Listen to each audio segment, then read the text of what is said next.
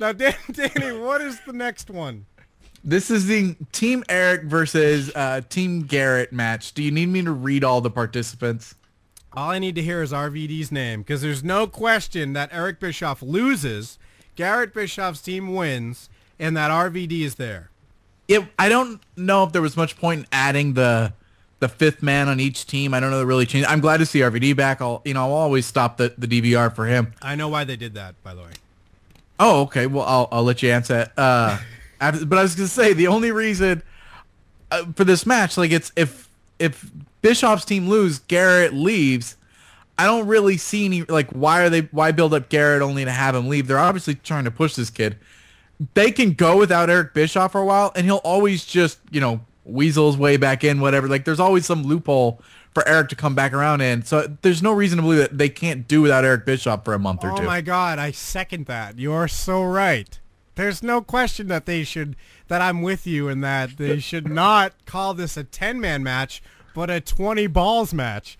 There's no question. I mean, or at the very least, a 10-ball sack match. That's what I'm thinking about, too, when I think about 10 guys. Danny, I don't know what you just said, but there's no question that that's what's going to happen. And let me tell you something, Danny. They made this a 5-on-5 because they want people to see Garrett beat up his dad before his dad goes. And he wasn't in the match yet. And they're like, Eric Bischoff, like, sitting down with Hogan, like, being all smart and shit, like, how would my character want to get involved in this physically? Because my character hasn't been physical for years. And then Hogan's, like, going along with it, and we all just vomited and read Scott Steiner's Twitter and loved it. Are you just going to stop to smoke? No, I was done. Plus, Danny, that was brilliant, everything I just said. Did you even hear any of it? I did. I heard all of it, but it was a weird drop-off into lighting. No, Danny, what that was the best impression of Eric Bischoff you've ever heard. I seconded what you said about the ball sacks, and I made a scenario where we could bring up Scott Steiner again. That was all on my checklist I have right here on a Post-it note on my monitor. All right. No, I could see that. Do you think it's kind of an ego thing? Why not have Hogan involved? Like, if they were going to go that route? Oh, Danny, yeah, no, I think, they wanted people to somehow, first of all, Danny, I thought Sting was going to be the name.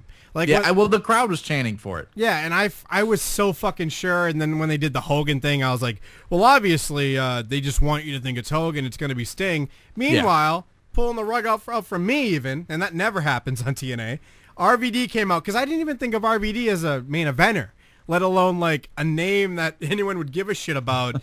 Like, wasn't he just the fat guy that we were, like, sad to look at a couple months ago? Yeah, it does that weird thing where he's on and off. I'm hoping that if they bring him back, like, it's for long term. Because, I mean, they killed him. But at one point, before, like, when Hogan and Bischoff, like, first took over, RVD was, like, their main guy for a while. Yeah. And then they did the whole thing where he lost the belt by getting, like, destroyed by Abyss. And then he just kind of went more and more into the dark, and then he just disappeared for a while. By the way, everything you just said about RVD, you could say that about Mr. Anderson. He was, like, their guy. Then he gets destroyed by Abyss, and I don't know, he just went into the dark. Right. So people tend to just disappear for a while, and then they don't bring them back until everybody's forgotten about them. Dude, that's who Abyss's brother is.